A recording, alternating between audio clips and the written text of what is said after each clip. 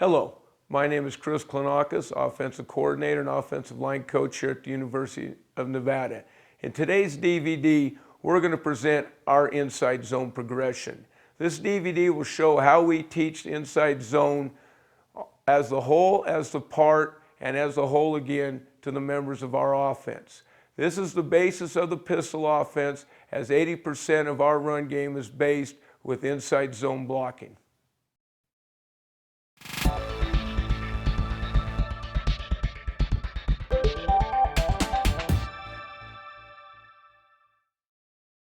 We're going to talk about now in the pistol offense, the run game, and all the types of run games that the pistol offense gives you. The advantage of being in the pistol offense is you're able to run all the concepts of the spread offense. The zone read option, zone read bubble, and the shovel option. Okay, and we're able to do that as we saw in our 2 and our 3-man zone series. Also though, by being in the pistol, you're still able to run downhill without having to be under center. So you do get the advantages of the shotgun, of having the quarterback back there. You're able to help him in the passing game, but you do not give away your north-south runs. You're able to run your counter gap, your power, your outside zone, your horn, your stretch, and your inside zone. Running back in the pistol is able to get the ball deeper. Allows him to set blocks. This increases his vision. He is able to get separation from the lineman, able to see what is happening in front of him and bring the blocks to the blockers. By having that running back 3 yards behind the quarterback, he is hidden when he comes out of his run track. By decreasing the vision of the linebacker to the back, it is hard for the linebacker to get a key on what track he is running, whether it be inside zone, outside zone, or a counter gap scheme, which is hard on the linebacker's keys. Teams cannot set their fronts based on an offset back. The disadvantage of the shotgun, back is offset, teams will set their fronts to the running strengths or what they feel are your strengths. The pistol hides this. We see that in our zone read series. Able to use all formations in the run game. 1, 2 tight end wing sets or no tight ends without limiting your play selection.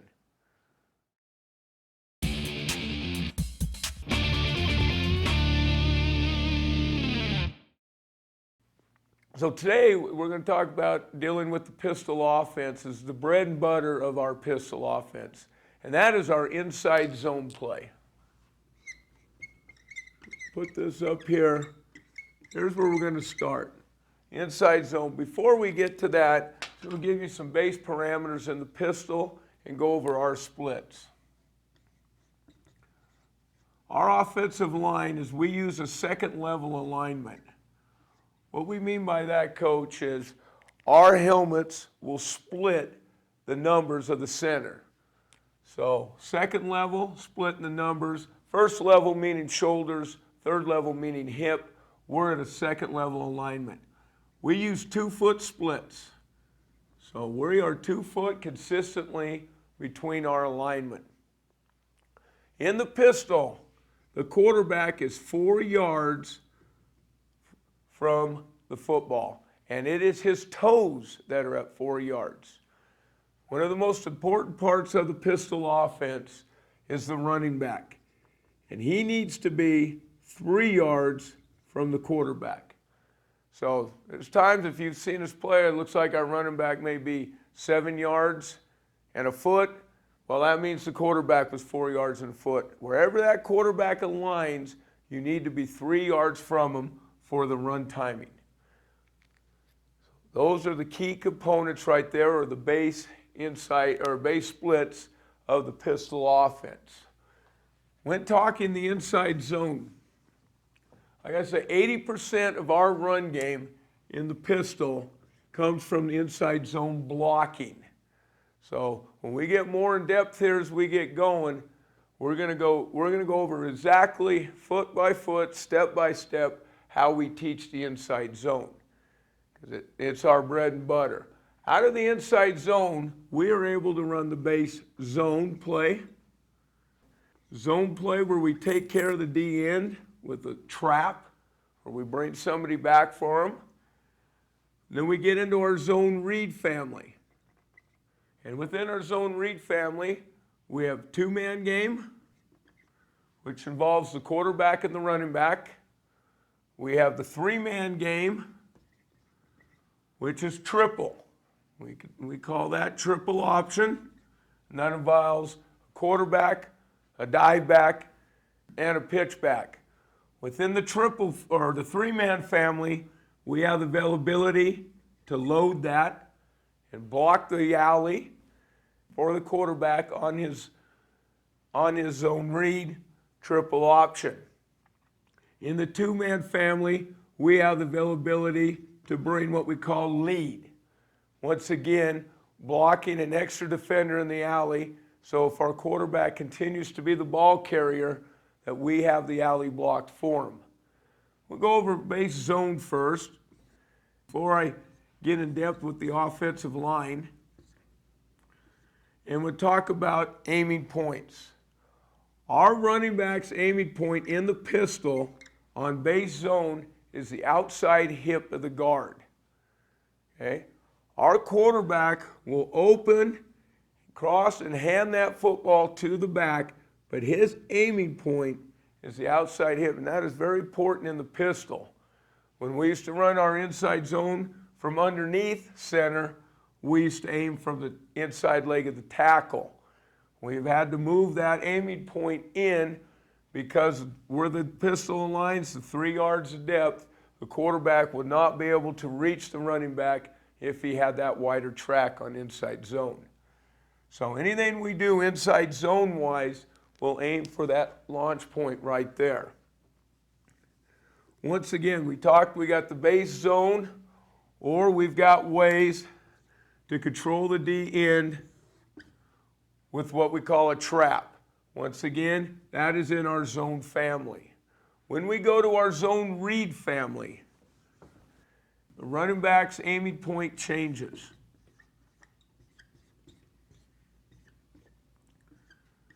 In the zone read family, the running back is aiming A gap. He has the right of way, he has A gap there.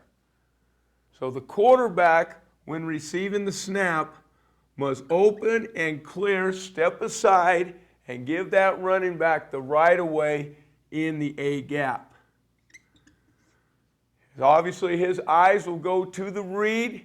He will extend the football, and you'll see this on the film and the cut-ups when we get in here into this. He will extend the football with his eyes on the read. But the quarterback has that right away, and he has to give him that track there. Now, we talked in our two-man game, we have the availability to change our reads in the two-man game. So you will see in our two-man game, as times we can read the end, we can read the linebacker, or we can read a safety. So we can change our reads up constantly in our two-man game. We have the same availability in our three-man game to bring our triple or our loads. Those premises right there, that is 80% of the Nevada pistol offense is based on inside zone. We've got all these zone families to work on, like we like to call it window dressing. And we just find ways to borrow blockers or to change reads. So in our three-man game, we can bring the pitch from there. That's one example.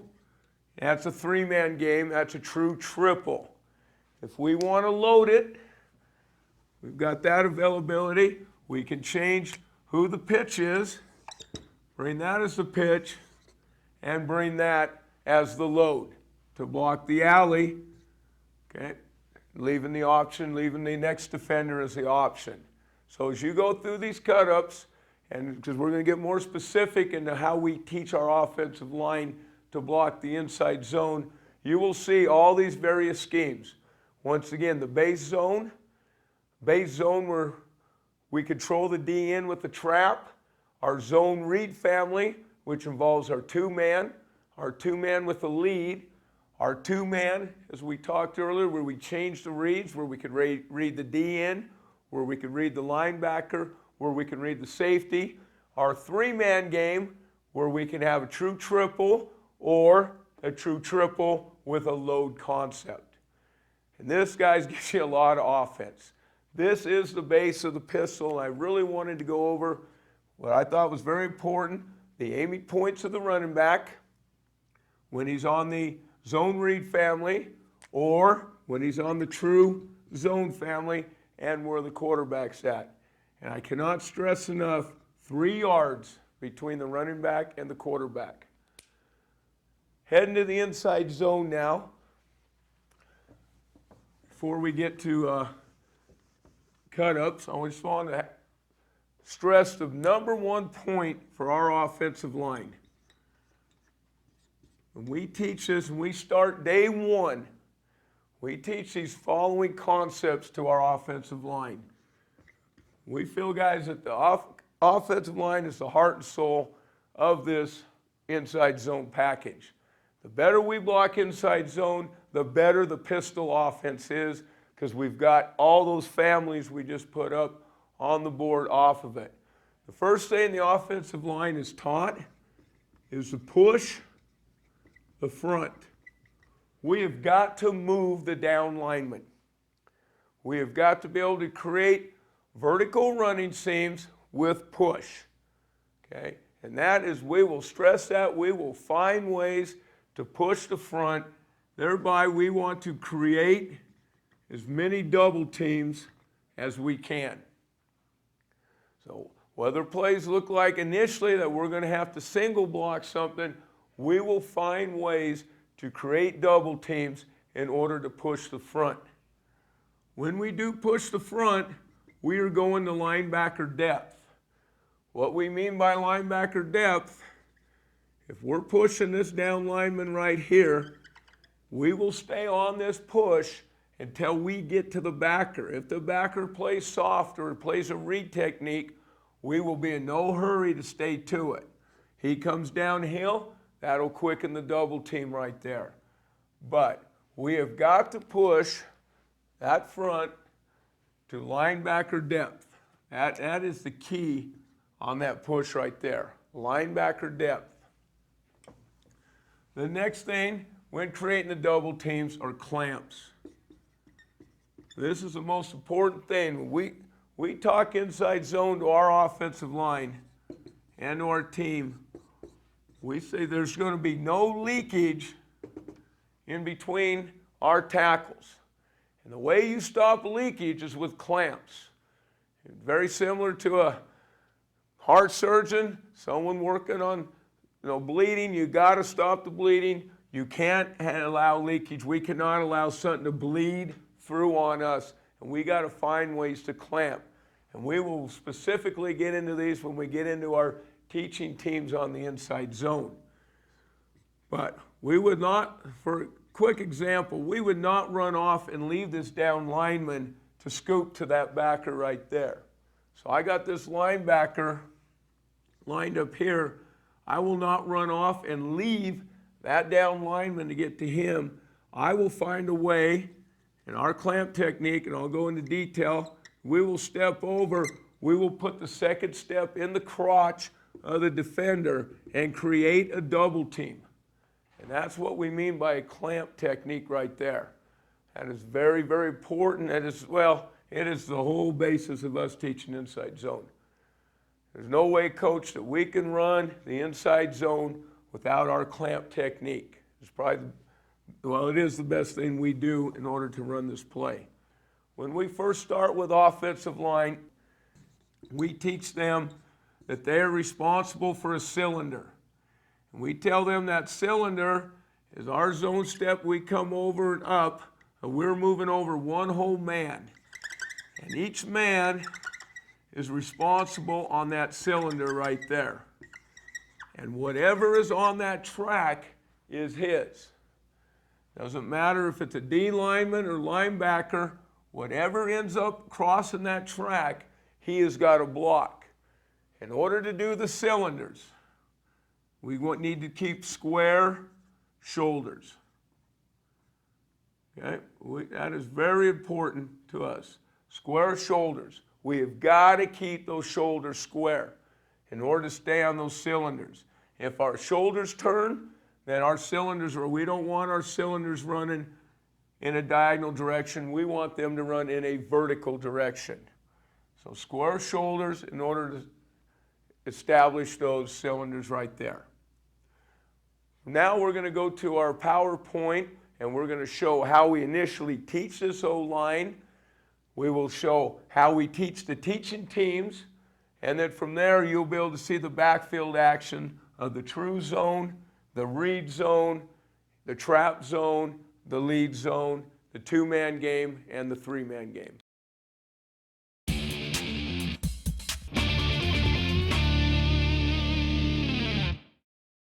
We're going to start with our inside zone teaching progression. This is how we teach our offensive front here at Nevada, the inside zone. And as we were talking about earlier, that is the basis of 80% of the pistol offense in the run game. In these cut-ups, after we go through the specific parts of how we teach it, we'll be able to see true zone, zone with a trap or a control on the end, our read zone series, which involves a two-man game with a lead, three-man game with a load, also the two-man game changing the reads, either reading the end, the backer, or the safety, our three-man game with the triple and with the load. So we'll get to see all parts of the zone series that we base the pistol offense on here at Nevada. Starting with the inside zone teaching progression, very first thing we teach our linemen is that zone step. That zone step is 6 inches by 2 inches. What we mean by that is it's 6 inches in width, 2 inches upfield. The toes must be upfield. The toes control the shoulders. As we talked earlier, we want square shoulders. We've got to have square shoulders. We demand that we have square shoulders. And that keeps us blocking our cylinder. Our second step goes vertical, which keeps us in a base. We're going through the crotch of the defender, and this is how we establish our clamps, which you'll see later when we show our teaching teams. We will strike the blow on the second step, head and eyes up, and you'll get a good view of our hit progression when we go through that later in our pistol version of how we teach the hit progression here at the University of Nevada. But we want to be vertical, we want square shoulders. We teach this, we call this a jab hike drill. We start right there, we get in the chutes. So we have the offensive lineman in the chutes. Okay, our stances, when we base our stance, we want our feet underneath our armpits. That is the term we use. That is an athletic stance, and that it gives our athlete good balance. We have to learn how to block out of a right and left-handed stance as we use both because we flip our front here. This first step, there's the 6 inch by 2 inch step right there. Arms are cocked, eyes are upfield, we land on the ball of the foot. That keeps our shoulders square right there. We're going to transfer the weight to that right foot because now we will be able to step vertical or explode off with that second step. That's a good look. We like to start out doing this in the cage or the chute, teaching us to keep our pad level down. When we finish the drill, we will give them a hike. So we use the term jab, jab, jab when we step to the zone. When we give the term hike, they will now bring the second step vertical, coming up and out of the chute right there on their cylinders, which we were talking about earlier. Same drill. We'll just take a look. These are good steps there. A good example of steps. 6 inches by 2 inches. We're stepping back a little bit right there. Jab, we'll hike this one right here. Boom, second step. Going the other way, zone to our left. And we want to punch that foot over as quick as we can. We've got to get the weight transferred. We've got to get that foot in the ground because the second step is the most important step. And we got to be able to push off and go vertically there. We'll watch this group come through. Same drill, guys, and this is an EDD, an everyday drill. We do this drill every day, winter, spring, summer, and during the season. Our kids will do this every day, this zone step. Like I was saying earlier, 80% of our offense is based on us being able to block zone. Well, after we've established this drill, now we're able to take it out of the chutes, take it outside, give you a couple views of it here. It's the same drill. So again, we're looking for that good first step, seeing them punch it over, shoulders square. Got to have square shoulders. So again, the toe comes over square, the shoulders will stay square. We're establishing the cylinders, guys. So all we're talking about is the cylinder. I got to get over and block whatever's on my cylinder. We're not worried about front. We're not worried about linebacker now. We are establishing the cylinder rule with these offensive linemen.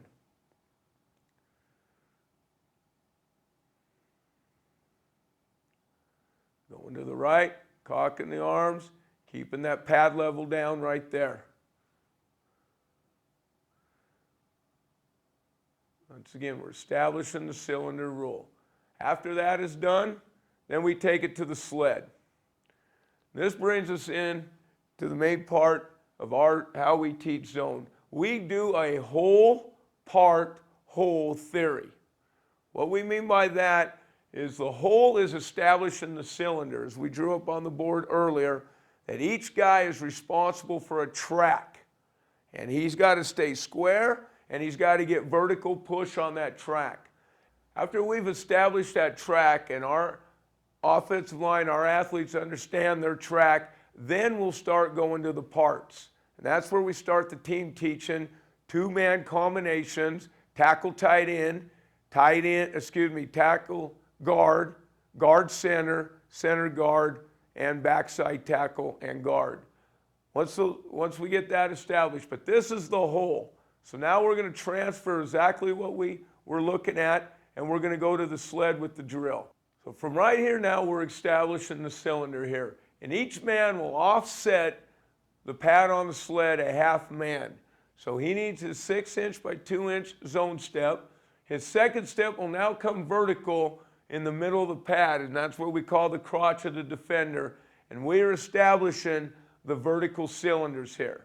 So we have not taught any front yet, any scheme, any teams. We are still establishing the cylinder, and that is the whole. After that, we will go to the part. So, and we use this drill. It's all done on cadence. There it is right there. We do all of our drills with a double reaction. We will seat roll out, teach our kids if they do fall off a block to get up and find another block. So this is all zone. There, you just watch the steps of this kid right here. They're really, really good. There's your 6-inch by 2-inch step. Right there. Second step right in the crotch as he delivers the blow.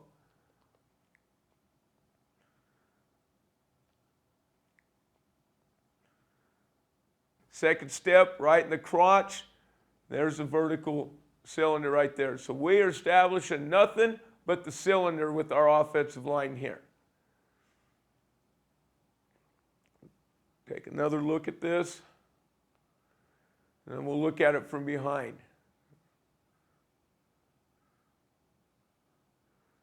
Everybody's just learning a vertical track right there. This is good looking here, getting off in unison, everybody blocking their cylinder. Everybody right there, there's the first step, 6 by 2-inch step that we established in the jab hike drill. We're landing toes forward, balls of the feet. Now we're pushing off that first step, vertical, second step to the crotch as we deliver the blow right there.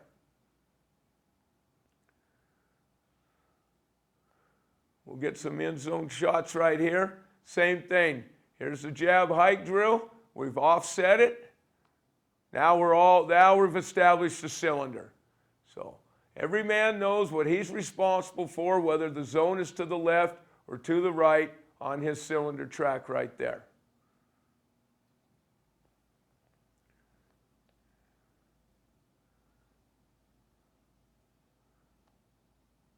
jab, strike. So you see the steps right there. We're not getting a second step out of this tackle right here. He's not bringing it to the crotch. Okay? This is real good by these three over here. But now we've established the cylinder. I'll give you a game clip. And this is the cylinder now. Guys, there's a lot of body stuffed in this hole right here. Each man blocking the cylinder. But what you want to pay attention to is watch the feet here. Watch them step over, come vertical to second step. Watch the feet drive into the end zone. And this is from the six-man sled drill we have just watched. There's those feet all surging into the end zone. Everybody in unison. There's your step strike right there. Feet surging into the end zone from the sled drill right there. Look from the back view of it. Like I say, we got guys every gap. Block your cylinder. Block what's on your cylinder right there. Everybody get over, take that cylinder and drive it out, and that's established with the sled drill, and that's the hole. So we have taught the hole right there. We'll get one more look at this. Everybody coming off in unison. Watch the feet again. They're all second step, and we're going vertical. Right there, there's the vertical push. And now we're going to start talking about how we establish double teams, clamps, and what we tell the backs in regards to staying on the wall right here.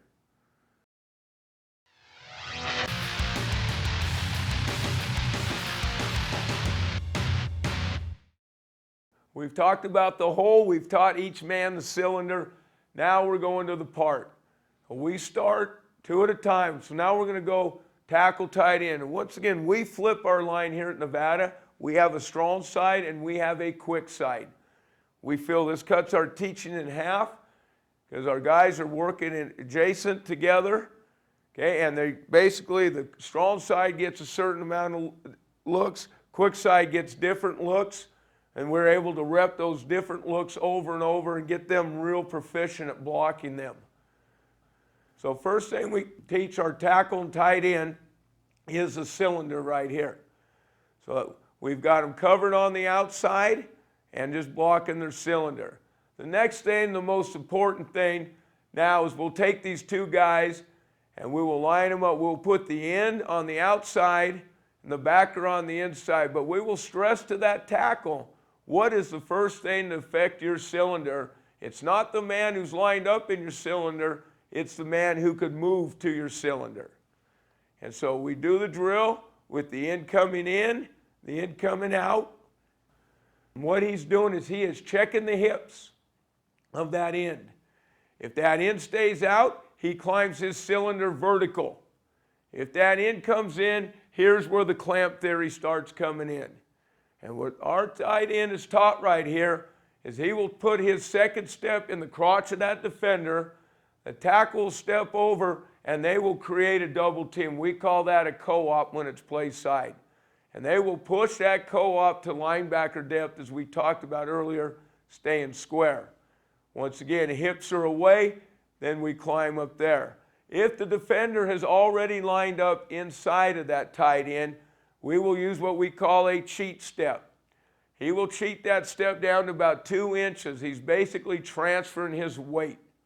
He will transfer it, and then he will come vertical with that second step to get that push. When the defensive end is already lined up or the alignment is already lined up inside, cheat step, second step, that would be the equivalent on a co-op to when the end is slanted in and we capture the movement. And as we go through these teaching teams, you'll see that the skills that we teach can go from position to position. And this right here, when a movement comes in and we stop the movement, capture it, we call that a clamp. So we're going to go ahead and look at some game footage. I'll take you to the end zone on this. We'll start off with the first look with the tackle and tight end with their base cylinder rules. Knowing again now, if anything twists or any game, they're responsible for. Don't like the steps of the tackle very well. He steps under right here. But that's what we're talking about, blocking what's in our cylinder right there.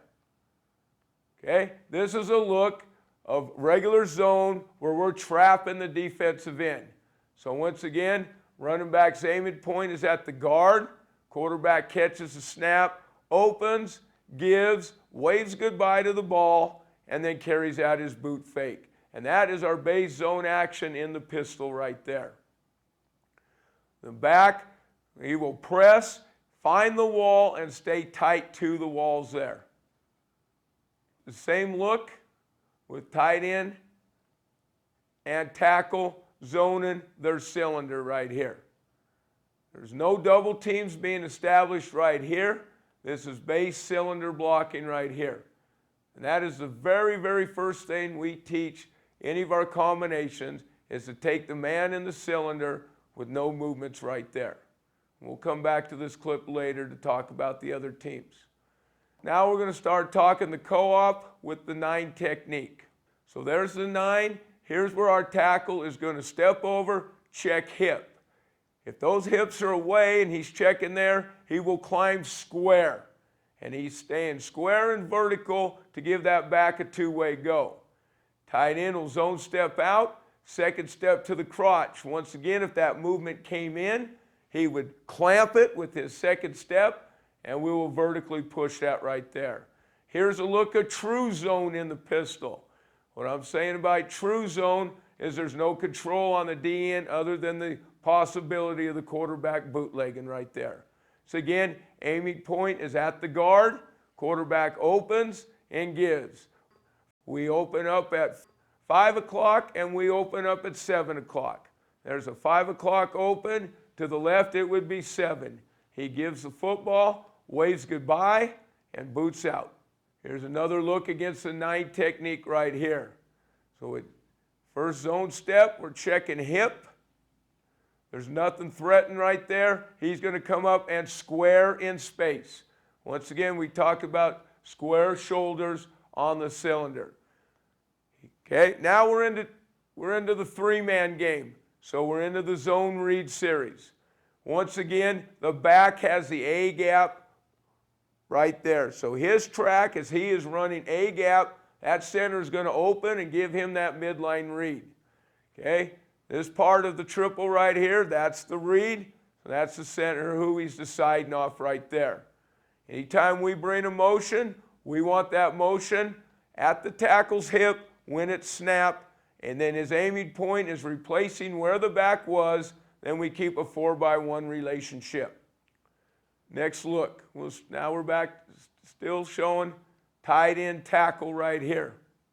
Okay, nothing to affect his cylinder right there. Both guys are outside the cylinder. Zone step, square shoulders. Once again, that is so crucial right there. Square shoulder right there. Now, this is 2-man game with a lead. So, we're reading that, we're leading to the alley. So, nothing's changed for the offensive line. That's the beauty of the pistol right now, is we keep things simple. 80% of our offensive run game is based on this inside zone. That's why we must be proficient at this right here. There's your 2-man game. 2-man meaning running back, quarterback, with a lead to the alley.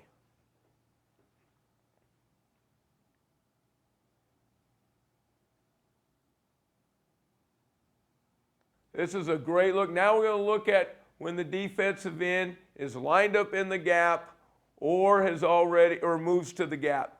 And now we're going to establish a true co-op where we are going to push the front to backer depth. That's a nice look right there of a get off. Coming back, stacking it on the backer right there. And push to the backer depth right there. A backer was not downhill. There's the movement right there. Coming in, we would like to see that second step in the crotch, but now we're establishing a clamp right there. There is the clamp. Second step is now in the crotch. We are hip to hip, and we can push that to linebacker depth right there. We'll watch this from both views. There's nothing in their cylinder other than the D lineman. He steps in. We're going to get that push, and actually backer depth becomes safety depth because nothing's in that cylinder. So again, look at straight zone out of the pistol. But there we've established that co-op right there to backer depth. Watching the stepping, he's going to cheat step with this tighter alignment and get that second step into the crotch. Now, tackle right here, his eyes are on this focus right there because there's nothing for him to push to right now. So their first thought is get movement on this cylinder. Take it, now there's something to push to. Now we come off right there. Create movement right there. Same look right there. That's a nice co-op right there. We're getting the defensive end, working back, right to backer depth. Now the backer comes downhill, we'll come off a little bit quicker, but we're getting that initial surge established right there. We're enabling our running back to press and then find the wall. And that is the whole key to running zone, is you've got to let that back be able to press the movement and get the backers captured in the wall. The more the back can press, the easier it is to capture the backers in the wall. If we have any penetration in here, we force that back to cut early, these backers are not getting into the wall and they're able to rope a dope or fade on us to the backside, and we're not able to get them captured into the wall. Once again, there's your cheat step. That's a nice look at the cheat step. Little cheat step, second step to the crotch, we're hip to hip, eyes to backer, push to backer depth right there. We'll go to the end zone copies. So here we go again. We're on read zone. This is true two-man game right here, guys. There's no lead, nothing to it. It is true two-man game. Read is on the end. Once again, tackle tight end. Like to see that tackle take a better first step. Okay, but what we've established right there is the co-op. Okay, they've declared him on the guard center cylinder. That's tackle tight end cylinder to anything outside the box, enables them to stay on that co-op. Once again, by creating that movement, the back is able to press and find a wall. This is a very, very nice look of the tackle tight end co-op right there. Cheat step, second step's dragging, but it's right to the crotch. The co-op is now established right there to backer depth. Nice look at movement right there. And like I said, we will come to the guard center holes here and talk about how they're creating double teams too. But we are allowing our back to press into the movement. Okay, so if we were to have handed this ball right here, we have a wall established. Once again, we're in true two-man game. Okay, there's the center giving the running back the A gap right away right there.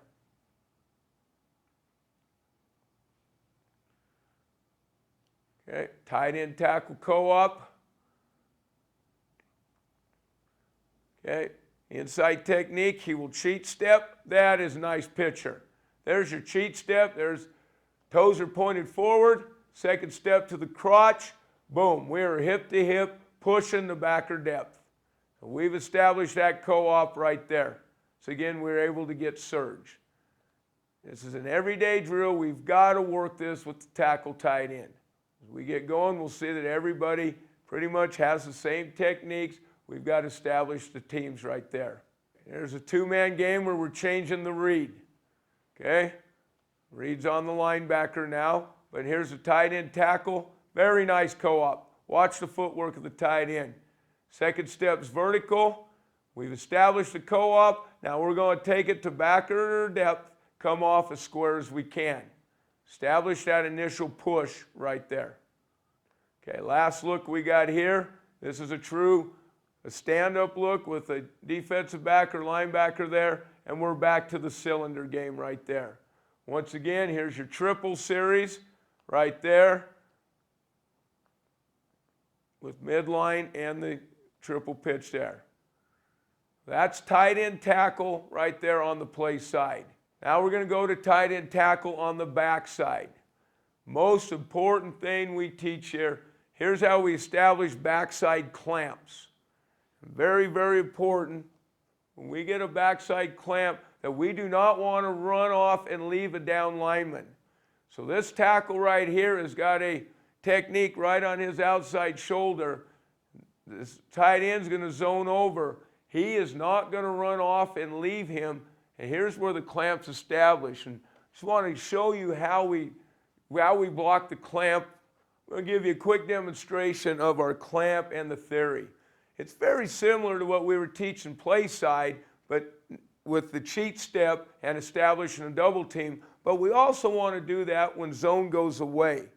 And I've got a technique here on my outside shoulder that my adjacent lineman is responsible to get over for. I am not going to run away from it in order to climb the backer.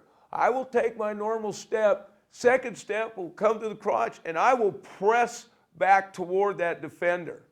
Now, if my backer is fast flow, I will stab away with hand right there to keep my shoulders square.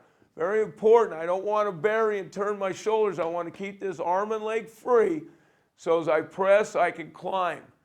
If he's thicker into me and that backer's slower, I can actually press back into it. And I can drop my hips and lean into it to help clamp that off. And that's what we mean by establishing a clamp. Because we do not want that movement to go lateral. We do not want penetration. We've got to shut off seepage and leakage. And that is how we shut off a clamp right there. And now we'll go to actual game footage. Right now, where we got a chance to cut off, we know a blitz is coming, so we're expecting movement. Each one of the tight end tackle now got to cut off the backside. We work on this cutoff every day in this teaching. That is the first thing. You watch the tight end, Harry's clamping back. He is pressing back to that defender to keep him from crossing his face. But what that clamp back does, it reestablishes your base, coach. And that's very important. You've got to reestablish the base. Because if you cross over, and you're going to cross over a little bit with this movement. I understand that, because if the vertical step here, you will miss that movement. But after you've crossed over, you've got to reestablish that base, clamp back, and get yourself big. Get yourself big and thick. This next example, great example of a clamp, of not running away from movement. We watch this tackle right here. We know pressure's coming. He's not going to run off and leave us. He's going to help this tight end get over. And this is that clamp to a stab we were talking about earlier. There's your clamp right there. Nice, square, and he turns the shoulders, enables the tight end to get over and dig this thing out. Instead of running away, right there, that tight end's not going to get to that movement, and now we establish a wall right there for our back to run on. And that is the key to any zone, and our zone especially, is we make walls for our back to stay tight on right there. Once again, there's a great example of the clamp on the backside cutoff. So tight end clamp right there. There's nothing for the tackle to clamp back to. So the tight end is on his own with his pressure coming. There he is pressing back there with the clamp. So he's over. Now you see his hips widen, and he's going to press. He's leaning back into that right there, shutting off that, giving us a cutback lane right there. Once again, we establish a wall for the running back to run upon right there. He's able to press, get the backers captured in the movement, and stay tight on that wall. So again, straight zone right here, pressure coming, okay? Alerted pressure. So this tackle knows as I zone over, there's pressure coming from my tight end. I've got to help him with the clamp. I've got to do it square shouldered. There it is right there. Steps over, he presses right back into it, able to come up square. Once again, shut off a gap. There's your wall established, and giving the back his running track off the wall by shutting off a penetrating gap right there. Very nice example of the clamp by that tackle. Same thing, movement coming right there.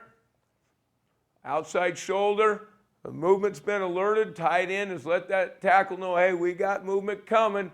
He knows this guy's coming across. He's got to clamp it so that tight end can get over. Watch him get over. He gets thick right there. He's pressing right back into that movement and establishing a backside lane for our running back. And there's the wall helps, again, our back, because we're not allowing any penetration in here. Our back is able to press, press, press, get the linebacker captured in the wall, and now he's able to stay tight to the wall. We have sealed off, or we've eliminated any seepage or bleeding or leakage.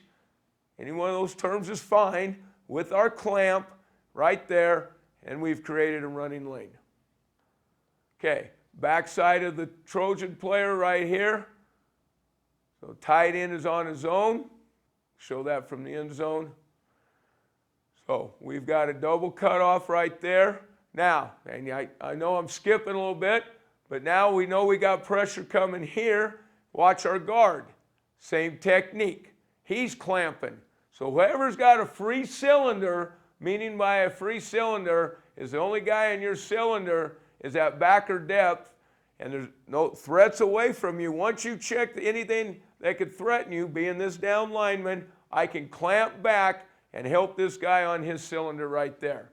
Very nice look at that.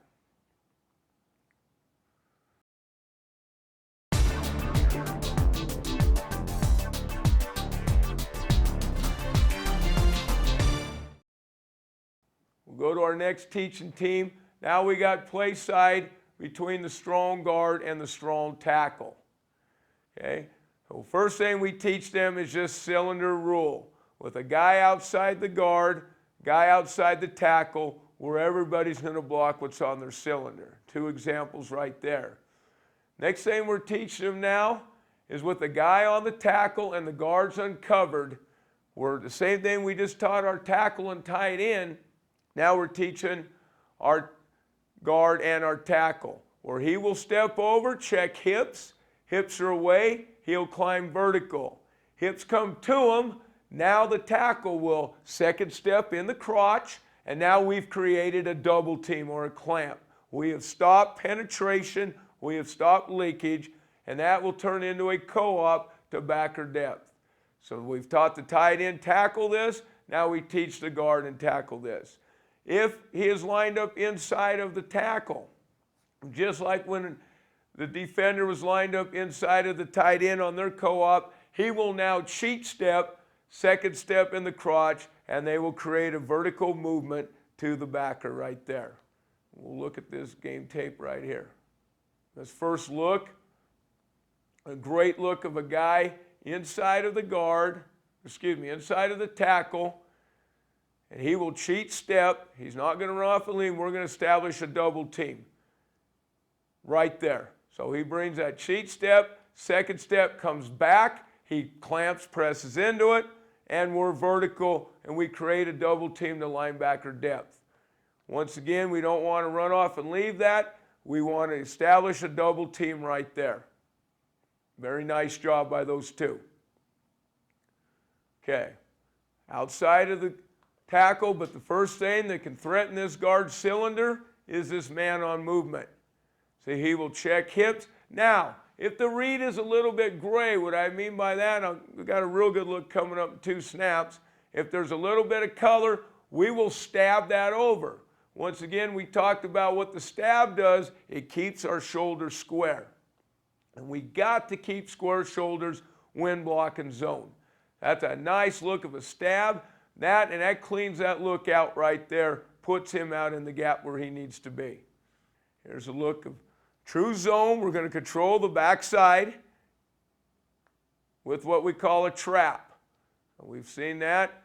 Aiming point inside of the guard. Nothing's changed from what we talked about initially, guys. You'll see this just repeated over and over, all our variations of zone. But there with the guard, he steps over, hips are gone. There's no need to clean that read on that movement. Now I'm able to climb up vertical. Nice job by this guard. He is nice and square in space right there. Now we're able to establish the wall for the running back because he's able to press and capture the backers in the wall right there, and we're out the back door. The trap on the end. This is a nice look of where we have to clean up the read. What I mean by that is he hasn't really slanted in, he hasn't really slanted out, but he's kind of hanging around in that hole right there. If that guard feels that way, he will knock those hips out. Because what we don't want to do is have halfway hanging around and climb immediately, then all of a sudden have him slip in. So we tell him just clean that read up and able to come up square right there. So again, nice job by the center. We'll get to the center guard, clamp against a true nose right there. But we're not going to run off. We're going to cheat back into him and also create a clamp on that. Now we'll start with movement. We'll get a good look of when we were hit by movement right there. So here we go. We're in our zone read series. Right there. There's our three-man game. Once again, tackle box on the snap. Okay, but let's watch tackle and guard. Watch the tackle now. He zone steps, movement comes in. Now he comes right back, presses the clamp. We've created a double team right there. We will take that to backer depth, no rush. Now we've established a wall for the running back that we've handed the ball. Reed staying outside, Reed coming upfield. Numbers are exposed. We're able to hand that football.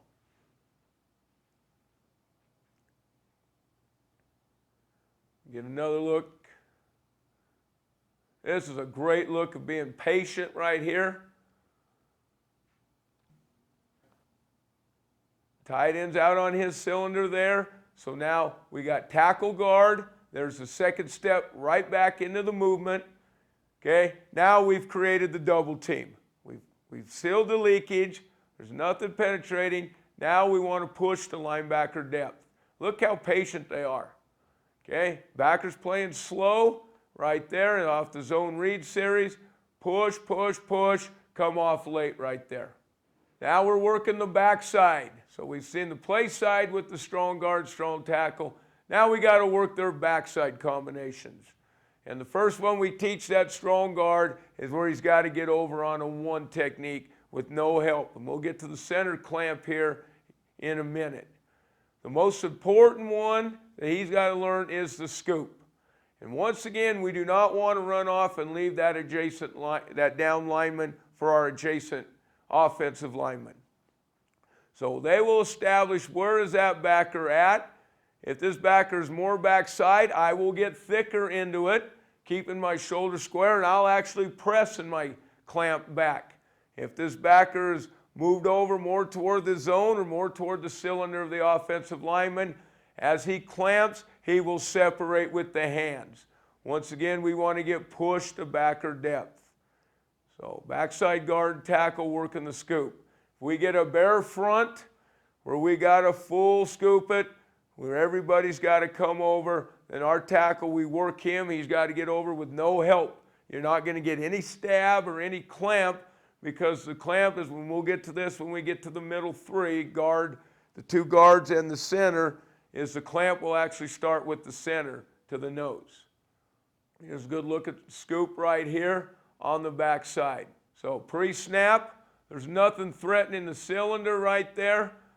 The backer's backside, we've ID'd where we're working on this cylinder. He will press back to it as he comes over with his second step. He will press back to it right there and establish the seal or the clamp.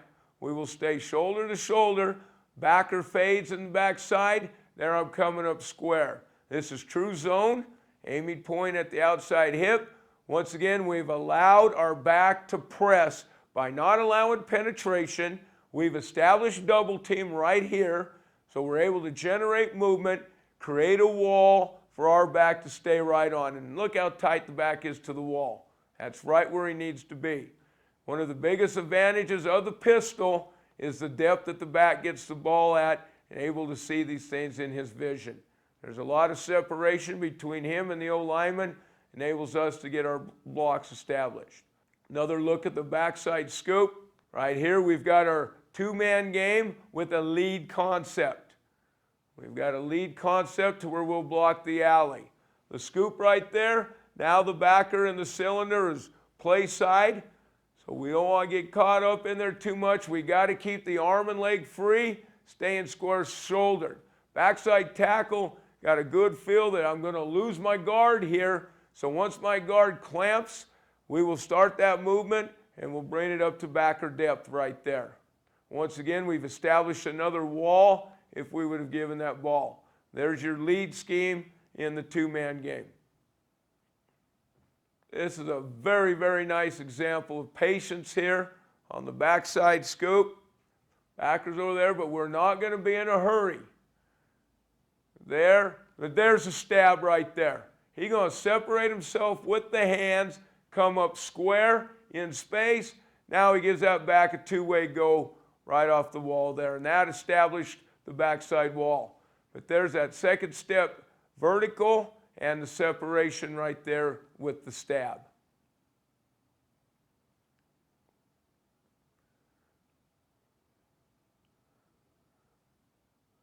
This is a good look here now. This is two-man game. Okay, where we're bringing a lead, once again for the alley. But now, because we're losing blocker in the scheme, we have got to move over two gaps with our scoop right there. But once again, we will not run off and leave that. We'll stay adjoined, stay square right there, and then stab, push off right there, establishing that wall.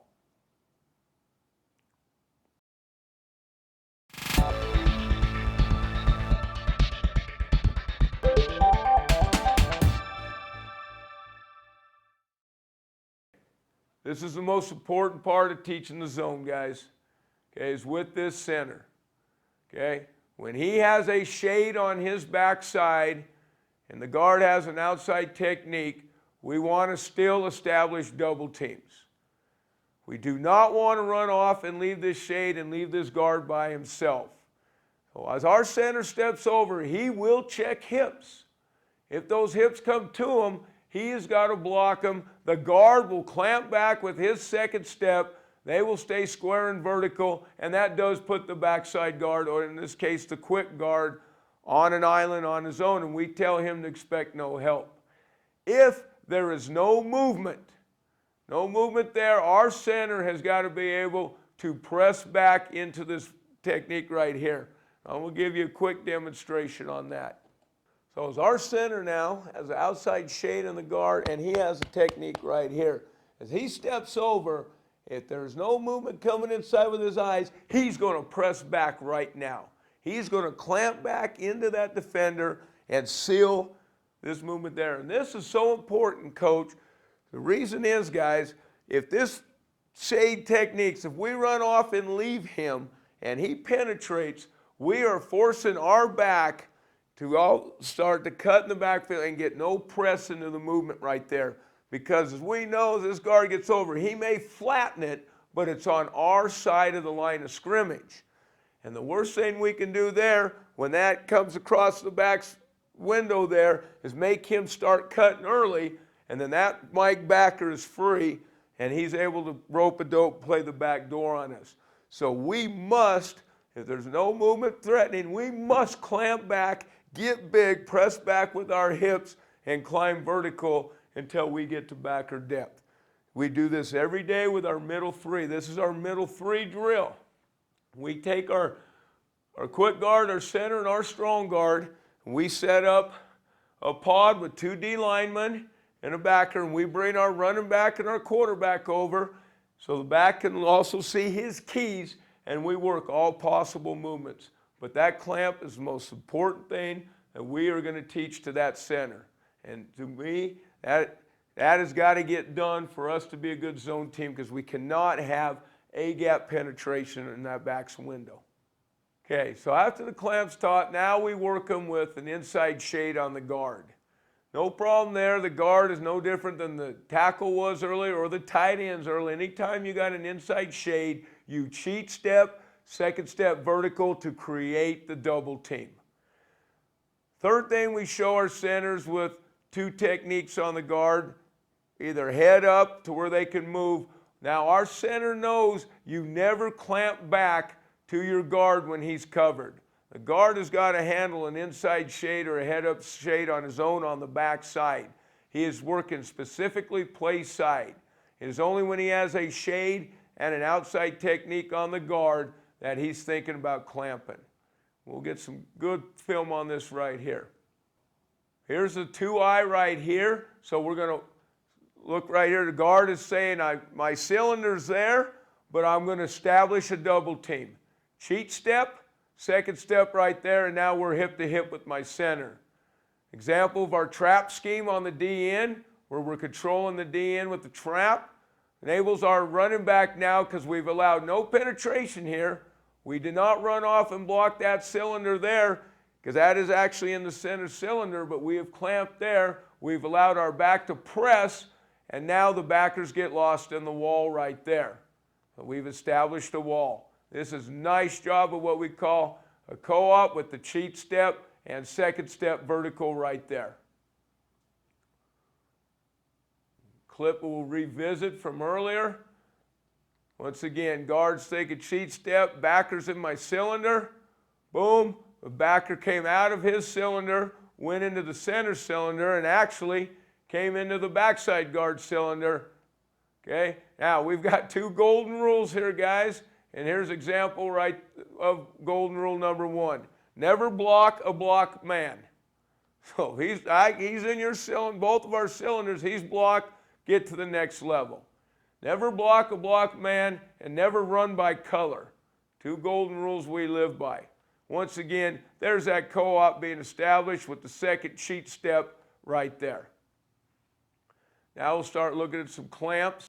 Okay, center's going to check hips and watch him press back into this with the clamp. Guard's thinking I get no help though, because if there's any movement, center's got to protect the gaps. Once again, no seepage.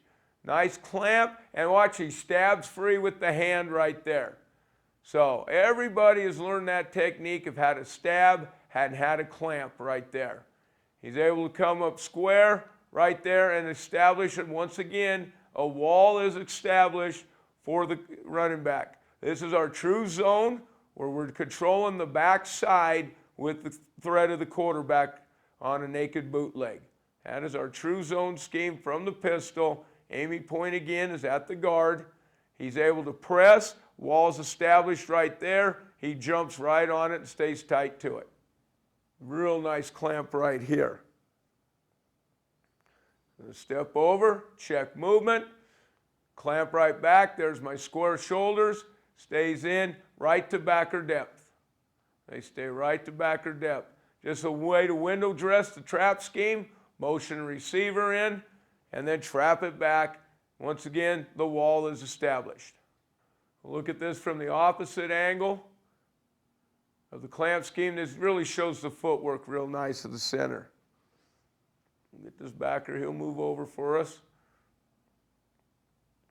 Watch the footwork, and then there's the clamp with the second step.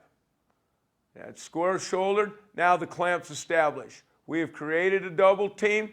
We're able to take that right to backer depth. Once again, there's a look at true zone. We've allowed our back to press without any penetration out of the pistol here. Once again, we've said the advantage of the pistol is the depth that back gets the ball at. He gets it deep. He's able to clear things, gives him a great chance to press, and gives the line longer time to establish walls. Real nice clamp right here.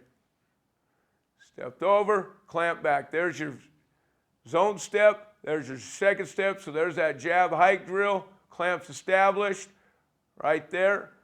Okay, we're in our two-man game, blocking the alley for the quarterback, reading the end. Okay, nice job by the backside tackle, staying on his cylinder. And now we've established a wall right there. Once again, the key is the clamp to establish. We've made a wall right there. Nothing to threaten this cylinder right now, the center. He is still going to clamp until something is in that cylinder. Now this is a nice look of where the backer actually comes on the back door of the center and the guard. He did fill that gap, but by establishing a wall right there, they've got the clamp there. Once again, this is just an example of two-man game in the zone read, and we've changed the read to the linebacker. So the linebacker is now the read instead of the end. We just keep mixing up the read. It's the same for the front. It's the same footwork for the quarterback and the back. We just change up the blocking scheme. We talk to one guy. the quick tackle, tell him who we're reading and who he's responsible to block right there. Now we're going play side, still with the middle three. Now we're putting the near shade on the center. Okay? So he's working play side right there. Or he has what we call a Chicago defense.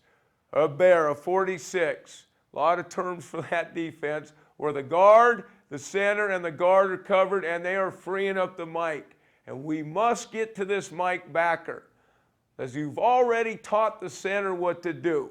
He steps over, he's checking hips. Hips are away, he is clamping to the nose. The guard is coming over, we must get to the Mike. The pressure is on the backside tackle. He has got to scoop over and get this. But we've got to establish the clamp with the inside guys, not on the outside, because they're protecting the Mike. Very important point. So you do put pressure on your backside tackle. He does have the single block. But if we clamped here, we could have penetration in our A-gaps, which is the first cardinal sin of the zone game. When we tell the center, when he's reaching a near side shade, for us, we don't expect, and we got enough common sense to know he's not going to get over and knock somebody who's got him out leveraged off the ball. What we want him is to cover the guy, keep him on the line of scrimmage to where if he is coming down, that we flatten him on the line or on their side. When we feel we have lost is when this guy beats us across onto our side of the line and forces the back once again to start his cutback before he is pressed into the movement. We'll show you a nice example of the center right here, covering the one technique, keeping it flat on the line of scrimmage so the back could press. Okay? He's not knocking him backwards, but he has covered him and he's kept it lateral so the back can press. By doing so, we're able to capture the linebackers into the movement right there. If this shade would have been able to penetrate there and force the cut back there, we would have never been able to get push up to the backside backer there. Very nice job by the center. Here's a look now against the Chicago defense. So we have got to bring a full scoop over. We just call that a troop, a triple scoop, 3 guys. And there's your clamp right there. There's no threat. The clamp is sealed there. That way we can get to the Mike. We have now forced this Mike backer to get into the zone right here. If we were not able to seal this right here and let this guy penetrate and make our back cut early, this linebacker would have the availability to mirror the back. So if he cut early, he would be able to fade or rope-a-dope, as I like to call it, and come out the backside here and not be able to get into the wall and meet our back right where my pointer's at. But by doing this, by clamping, see our back is now, his color's showing, our back is not worried about that. He will press that so we can get the wall established, and now he can cut back off of that wall. That's a good looking troop right there. Same thing, we got the Chicago defense again. This one differentiated a lot quicker, but our backside guard knows now, when this guy starts coming downhill, I've got to get over. My center's not going to have time to clamp that. He's in the gap. Now, if it would have came late, and we'll see some examples later, if a clamp starts to come late and then they come downhill, then we go from clamp to stab. But right here, that's just cylinder blocking right there, guys. Everybody's over. That's that sled drill we began this presentation with, where everybody learned their cylinder right there. Now we're going play side with the quick guard, center, and strong guard, and now we're going to the quick side. So everything we've talked with that middle 3 earlier was zoning strong. Now we're zoning to the quick side. The beauty of it, guys, it does not change. The techniques, once again, now we put the shade on the quick guard, the shade on the center to the strong side, the outside shade on the quick guard. The center still has clamp responsibilities. We've just got to teach it backwards so he knows how the quick guard knows how to handle movement on the inside, and the strong guard knows how to get over on a shade. Once again, we start with a co-op. Quick guard will cheat step, second step, or if we got head-up movements, where he would have to do that, or if movement went away. So we teach that center. Anytime things are head up, movement goes away, hips are away, you climb vertical. Probably one of the most important things we teach is against an odd front. We will not leave that nose. Our center will cheat step, play side, and then bring that second step vertical to the nose.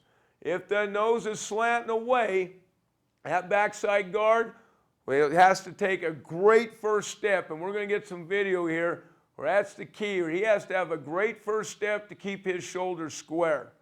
If he getting over to a nose, as most of us know, we get a lateral step. We're going to show you some good examples of this on film, where that first step by staying square when those hips are away help him climb vertical.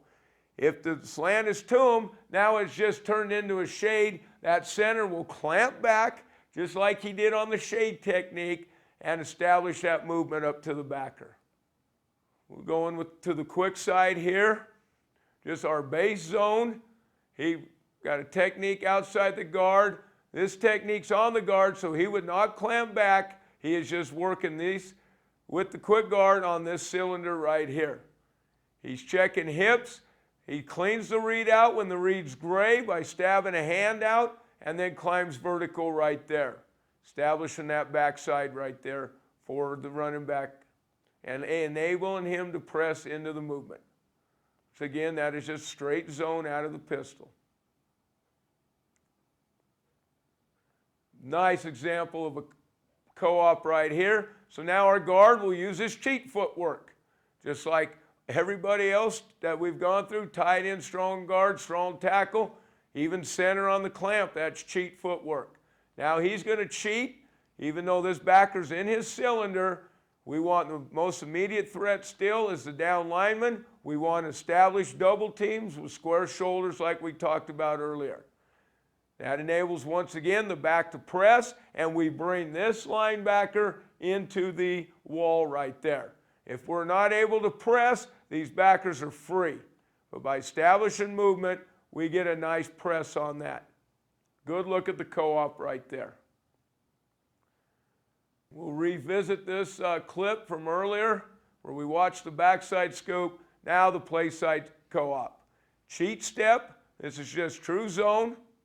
Okay, we put a little window dressing.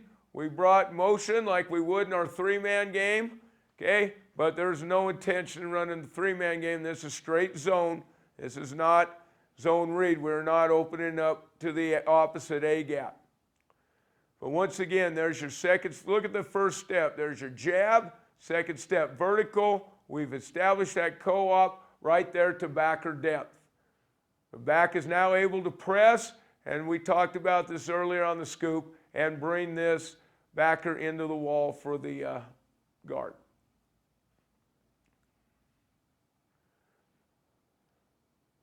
Anytime we work this co-op, we got to teach them also with the backers fading.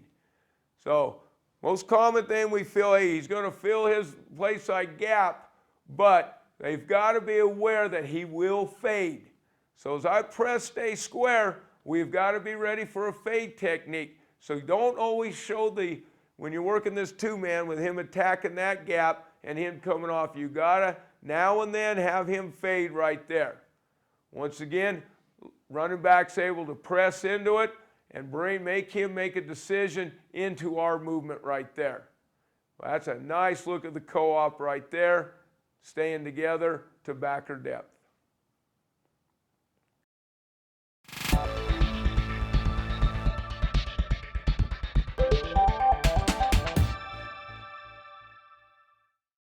Hey guys, we've already talked about this. Now we've got the center going weak to a shade. He has to keep that on the line of scrimmage and flatten. They cannot penetrate, or he gets the bear Chicago look, and now we work the clamp to the nose, okay? But now our strong guard and the center are working in the clamp right there. So just working the opposite. We got to be able to work this both ways. And as I alluded to earlier, that three-man or middle three drill with the running back quarterback and those three and those variations is one of the most important things you can do for your zone game. Good look at the center, play side, keeping it on the line, okay, not let it penetrate so the back can press into the movement right there. Once again, it's just straight zone from the pistol. The back gets the ball deep. 5.5 yards is the average spot where that back's going to get the ball. Enables him to press and really cleans up his vision. He's getting that ball deep. Probably the number one advantage of the pistol is the depth that the running back gets the football at for the run game. Get another look at the center. Once again, going to his shade. He's able to actually gain leverage on him, get him reached, so our back is able to press into the hole right there. But we work that hard with the center where he's on his own.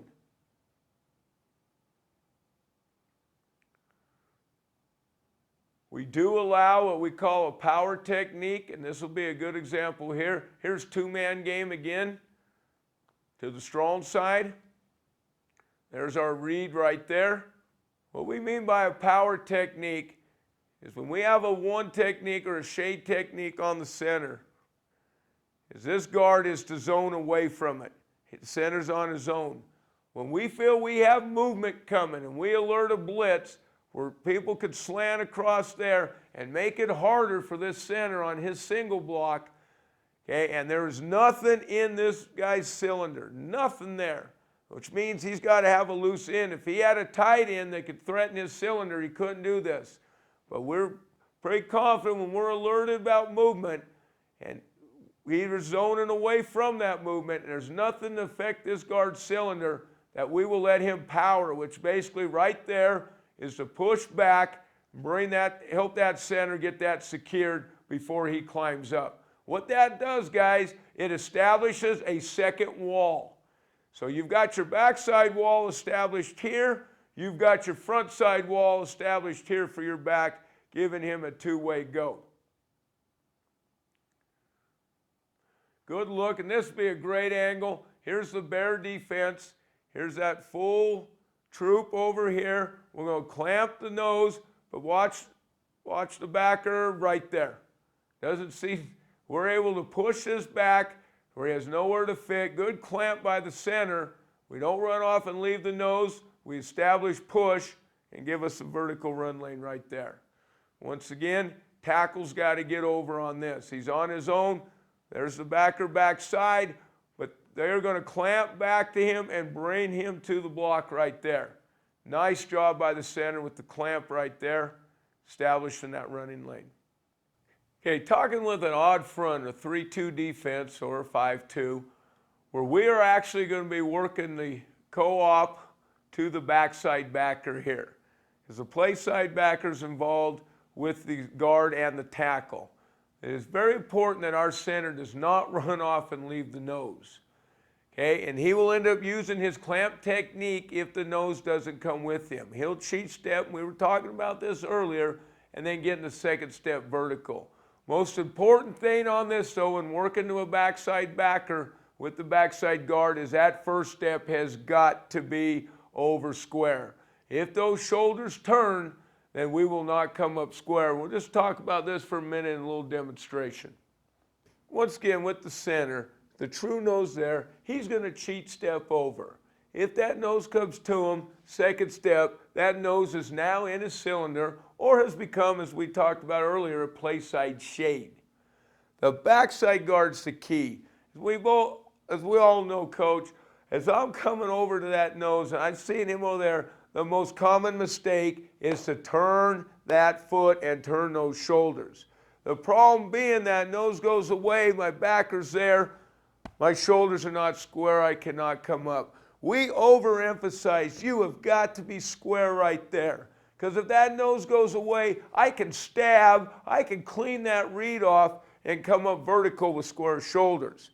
If that nose comes to me, the key is I've got my center right here clamping back, and now we're post foot to lead foot, and we form a double team.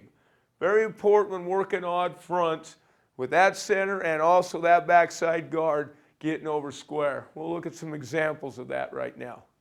Obviously, there's a 5 technique on this tackle. That is a 50 front. So our center's not worried about anything there.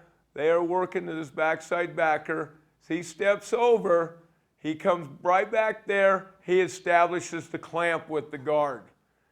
Guard, first step over, there's the hips. Now, I like to see him get his head up, but I do like how they're butt to butt, and they establish the movement right there to the backside backer.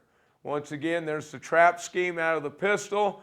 Back's aiming point is for the play side guard. He's able to press, okay, and he actually had 2 walls right there, play side and a backside wall. Very nice look here against the odd front. We're going to step over and to go away. Now, he needed to keep his toes more square there. That would have helped his shoulders stay square and keep his toes more vertical. But he is able to recover and ricochet back on that backside movement. Once again, this nose is moving away. All he's doing is cleaning the read. Just like we've seen the guard clean it for the tackle, he is helping that movement along because the hips are hanging there. He doesn't want to just run up and leave where the guy could fall off into it. Clean the read and come up square right there. This is a nice look right here. Backside guard, working to that stack right there. Look at that first step to the nose. That's the step. There's that jab hike drill. Okay, toes are north-south, shoulders are square. He does not have to clean the read, but watch his right hand. He's still stabbing there, guys. He is still stabbing, trying to make sure that nose goes away. Once again, we've talked that stab technique is what keeps my shoulder square. When I stab out with that hand, it'll keep the shoulder square. Boom, now I've established my running lane for my running back.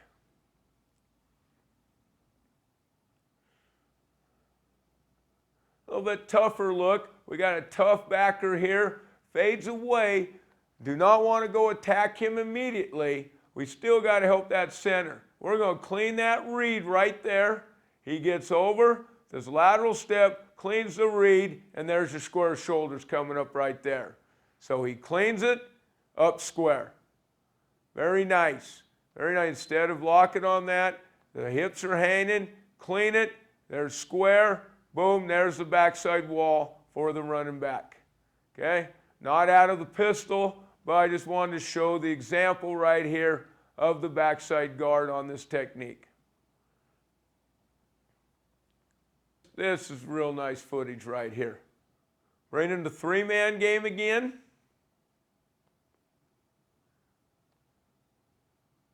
There is exactly what we're talking about, that center clamping back. Clamping, he's pressing with his guard, staying all the way up to backer depth. There's your 3-man game. Read is on the end right there, okay? And you see it, the whole 3-man game established right in front of you.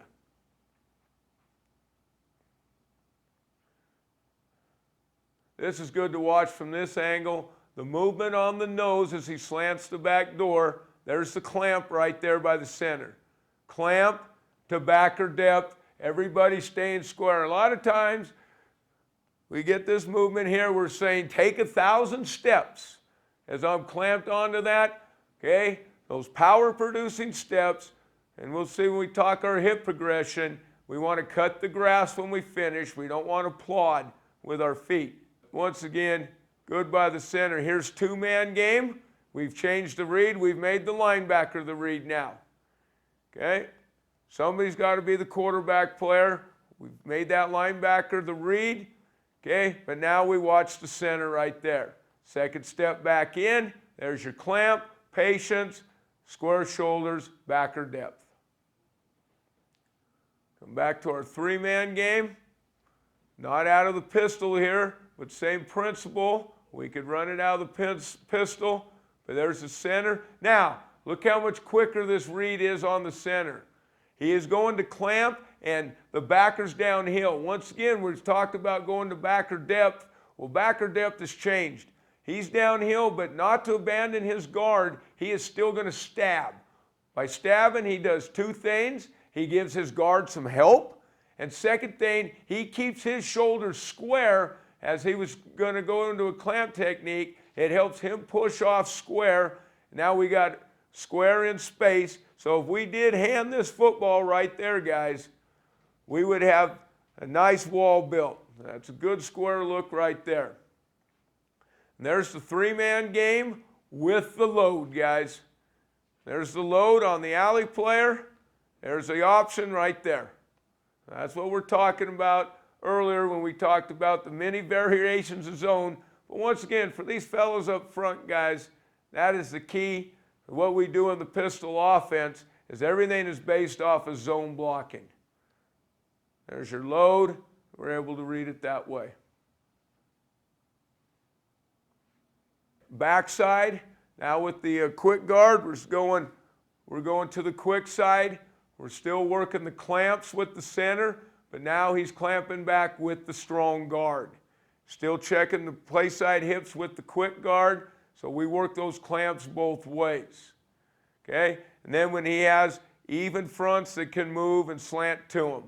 So the middle three, we've got to be able to work this both quick and strong, all those various combinations. So we'll get some good looks here of some clamp technique right here. This is a real nice clamp by this center. He comes over, he's able to clamp with the guard and stay to backer depth. Once again, here's our trap scheme on the DN. By clamping this and not leaving it, he is able to create movement. We're able to make a wall for our running back. Our running back's able to press in here and bring this linebacker into the wall. Where if we allowed penetration, you had to cut early, then we would not get this backer captured in the wall. That's a nice picture of the wall, the back staying tight to it. Right here, another look of a backside clamp. Okay, we've seen that. Now we're working it right there. There's the clamp coming up square right there. Two-man game. Okay, Reed stays outside. We're able to hand the ball right there. Okay, now we're working play side with the quick guard and quick tackle. First thing we got to establish with them is the cylinder rule. So man on, nothing behind to where they've got to block their cylinder. Then they will also work the odd or the 3-2 where what can threaten me when I'm uncovered, that's an in coming in. Then I will establish a co-op with my tackle and move it up to backer depth. Hips are away, I'll climb vertical and square. So now we're working this with the quick guard and quick tackle. So good look right here. Okay, there's the cylinder rule. Nice job by this quick tackle, staying on his cylinder and widening that thing out. So again, just straight zone out of the pistol. Back gets the ball good and deep, 5.5. He's able to find his wall right in there. He's able to keep good vision, get tight to it.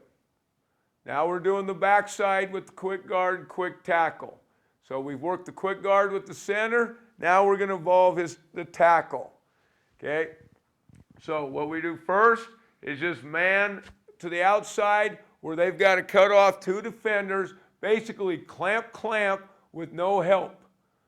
Okay, there's nothing to work up to.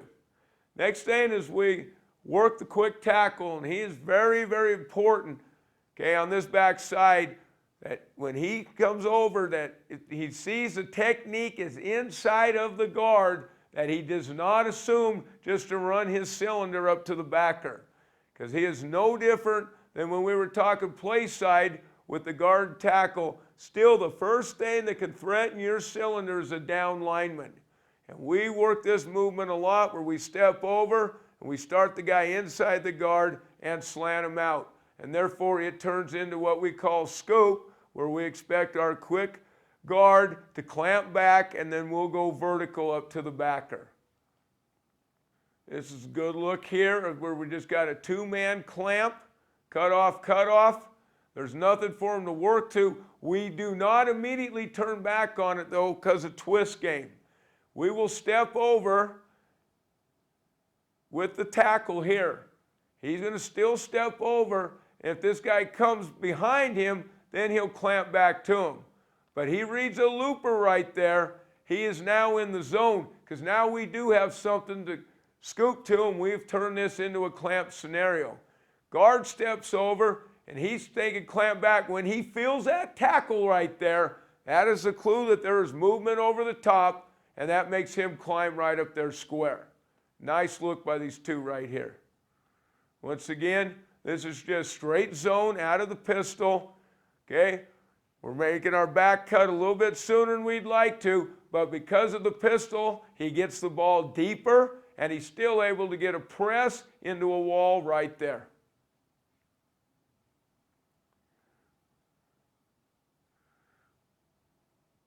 This is three-man game. Here's movement coming back to him. So the first thing that can threaten him is that movement. The guard, there's a guard. He clamps, and then watch him stab. Clamp, presses off with the stab, up square. Defensive end comes down. Okay, there's our read. He keeps the ball. Okay, nobody on pitch right there. Nice example of the three-man game. Once again, we're able to handle the movement by staying square there.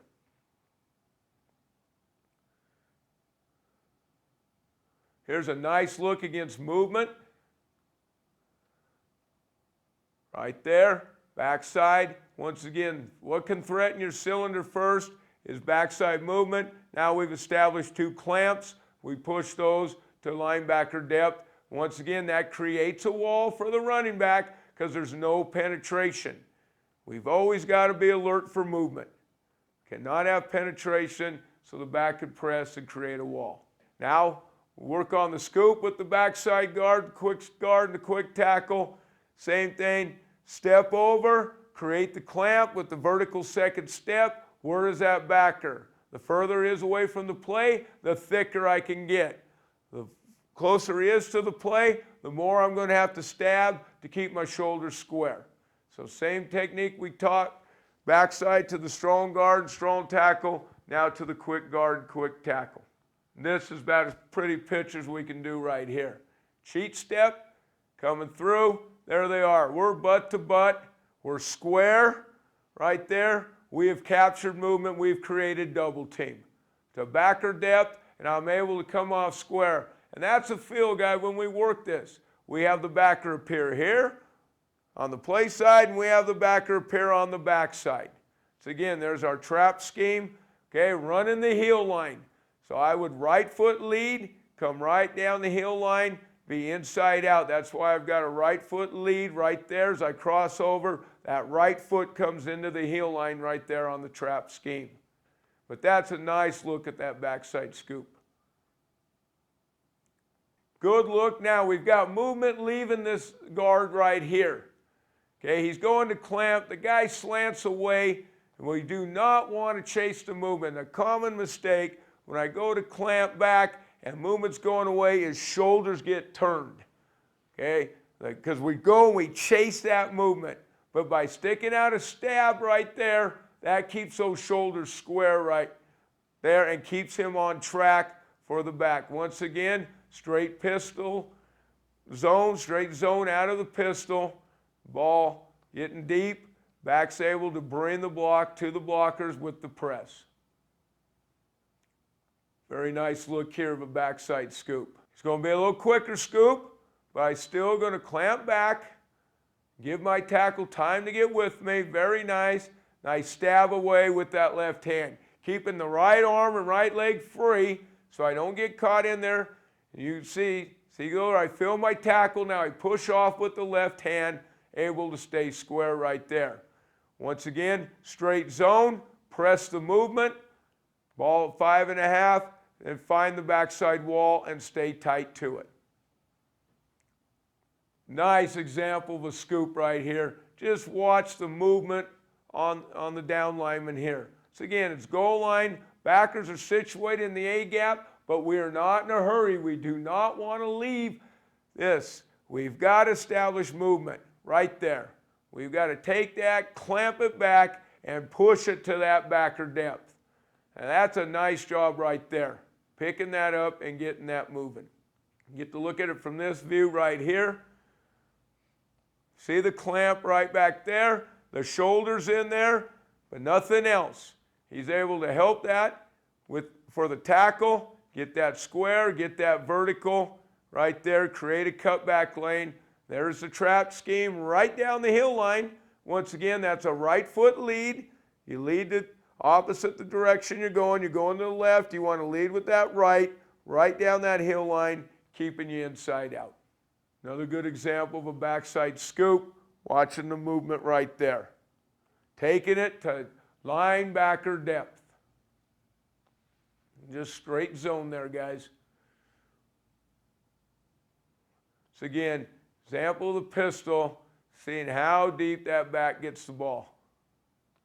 He's got the ball right there at 6 yards of depth. Straight scoop. I'll work back, help my guard, or help my tackle. There's a good look at the forearm in there, the arm and the hands free. Okay, now both guys stay in the gap. I'll just stay with it as a tackle, help seal it, form a wall.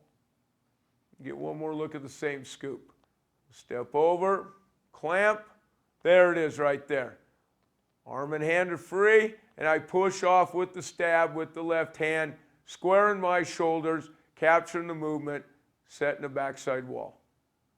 The last things we want to talk about before we go back to group progression, this is the last thing we teach, is with our quick tackle, dealing with odd fronts, sifting it out. Okay, and this is big in our zone read series, is we've got to take the B gap defender because we're going to read whoever is in the C gap. So right here, we work this drill where there are two defenders, one's B and one's C. You have got to block the B gap defender. And stepping over on that, and there's some nice examples. We call this a sift. We're going to sort it out. We're going to sift it out. I've got the B gap, and either we're going to read the C gap, or if we're running true zone, the quarterback will hold the C gap defender. This is a real nice look of a sift here. Two outside. Okay, what they're trying to do right there is get you to lock on and let that guy come down and tackle the zone. So again, all you got to recognize is speed off the ball, slow off the ball, and boom, he turns right back to a clamp right there, and there it gives you a backside wall. Nice sift right there. So again, backside tackle is in a zone right up here. This is the guy on his cylinder. But as he sees the guy on his cylinder leaves. Okay? So what they're doing, he sees right there with the zone read series is they're trying to play that on the quarterback and bring the end down. What he doesn't want to do is escape to the second level, let the end come down. Now they've got dive and quarterback covered. Okay? So what he does right there is he seals that backside, gives the quarterback the opportunity to read right there. And that's what we call a sift technique. Here's another nice look of it. And here we get to see the clamp and the press right here. So the sift's going to sort itself out, who the B-gap defender. But here's what we talk about, clamping and pressing back right there. Technique of the tackle. Okay, so now in the zone series, we know we can hold him with the quarterback, but by pressing back, we open up a cutback lane right there for our back. Not letting him cross, but we also don't get shoved down in here and constrict this cutback lane. We widen it 2 gaps. That's a great clamp right there and press.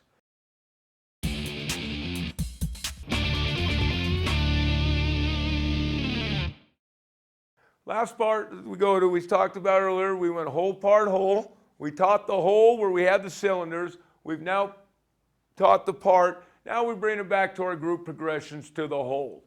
So now we're going to bring the whole front over, and we're just going to put D linemen in there. We're not going to move them. All we're going to do is establish the clamps, the double teams, and getting vertical push. So we will mix up the shades. All we're establishing, we'll go zone strong, we'll go zone quick, and we're establishing, creating as many double teams as we can. If they're not double team, pushing on your cylinder. Here's a nice example right here, okay, of pushing the front. Watching right here. There's 3 double teams getting established, and there's not even worrying about the linebacker right there. They push past the backer. That's how we start out the drill. After we've taught all the teaching progression of the holes, then we bring them back over again. We eliminate the backers, and we really emphasize pushing the front. From there, with the group progression, we put the linebackers back in. So now we're going to push it to linebacker depth. Okay, no movements yet. Establishing, pushing the front. Linebacker depth. We'll have the backers step up, and we'll have the backers stay soft. Here's a good example right here. 3 double teams. Watch there. That's going right to backer depth. That's the last second right there, last split moment. He'd come off right there. There's just true zone out of the pistol, hitting the ball deep, 5.5, be able to press, but we're able to stay on this push right there to backer depth. Next part of group progression is we now put movements on these guys.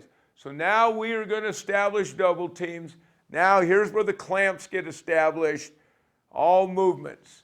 Okay, once again, we pull the linebackers out, because we're really focusing on capturing the front. No penetration, no leakage, no seepage, no bleeding, getting the push right there. Right there, there's the movement right there, captured right there. So we're not, same thing we would do in this drill, we just wouldn't have backers in there, and we would be moving the front. Then the last part of our group progression, and this has worked in our team period, now we bring all the blitzes. So all our zone game, whether it's 2-man, 3-man on the zone read, whether it's the zone with the trap on the end or true zone, we run against the top blitzes of our opponents. And that's what we do in our team period. And this is group progression, all movements, all blitzes, establishing clamps, not allowing leakage. So if it's a zone read series out of the pistol, that the quarterback can get a clean look at the read, and if the ball's handed, the back can press before he makes his cuts, or it's the same difference on the true zone. It's a nice look right here, zone against a fill blitz.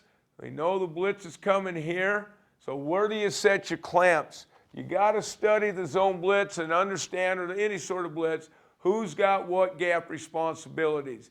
And the key is, when you teach the zone to your kids, you got to find out whose gap responsibility you can cancel. Now, no one with a fill blitz here, he's coming to this gap and he's got this A. If we can keep this guy out of his A gap, if we can set the clamp to him, then we've opened up a running lane. Okay, but we can't rely on our tackle to do that. That's too hard with that A gap charge. But our guard knows as that goes away, he can clamp back right there. We prevent him from the A gap because this backer's got the B gap. Now we've got 2 guys stacked in the same gap. So once again, when we work against blitz, we're looking at who's got what gap responsibilities and where we could take those away. Going into the fill blitz, what we got to do now is we can't allow penetration or picks. They're trying to do here is to get you to zone here, zone there, and bring somebody behind it there. And basically this tackle's got nobody in his cylinder. That's the case, we're going to establish a play side clamp. We're going to actually have this tackle down block right there to clamp this, so now we can push it and make it a C-gap defender declare. Once again, we work as blitzes, we find the most prevalent blitzes, and what we got to do to establish the gap controls and take away gaps from the defense to find the free gap. So if ball would have been handed, we would have went right there.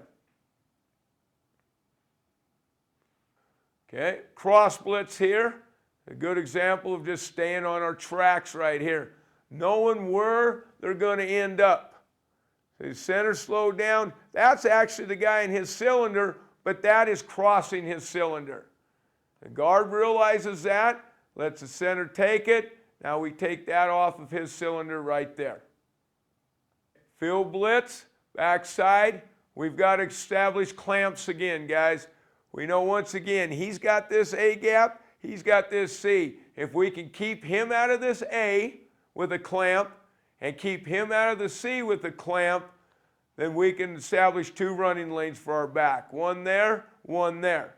Very nice job by the center. He gets over, he clamps back. Watch the tackle. He's got nothing to zone to in his cylinder. He's been alerted about the blitz, and he's going to clamp that back right there. Give that back a 2-way go. Trap action off the zone there. It has been my pleasure today to present our inside zone progression. I know that the teaching progression of the inside zone as the whole as the part, and then again to the whole, will have much benefit for you as you run the pistol offense. Thank you.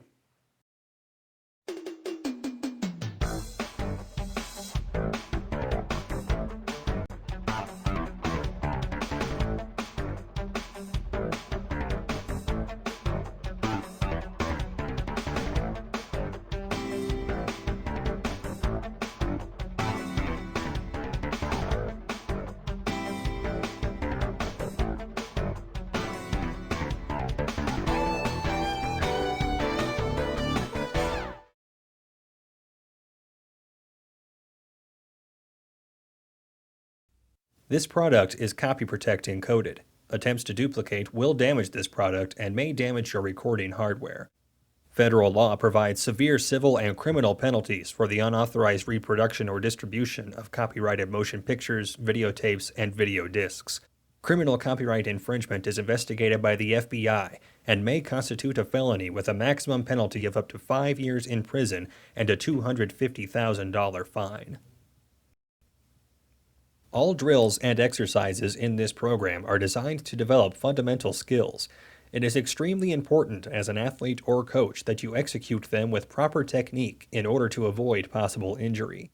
To reduce the risk of possible injury, consult your doctor before beginning any exercise or skill development program. The producers, participants, and distributors of this program disclaim any liabilities or loss in connection with the information presented in this product. Championship Productions, the #1 source for quality coaching instruction, brings you the biggest and best football instructional library in the world. Get the latest innovations in the game from America's top coaches. Learn hundreds of drills, techniques, and strategies to improve your coaching and take your team to the next level. High-octane offenses, aggressive, stingy defenses, skill development for every position, coaching strategies for practice and program development. Your championship season starts now at championshipproductions.com. Championship Productions, the #1 source for quality coaching instruction, brings you the biggest and best football instructional library in the world. Get the latest innovations in the game from America's top coaches. Learn hundreds of drills, techniques, and strategies to improve your coaching and take your team to the next level. High-octane offenses, aggressive, stingy defenses, skill development for every position, coaching strategies for practice and program development. Your championship season starts now at championshipproductions.com.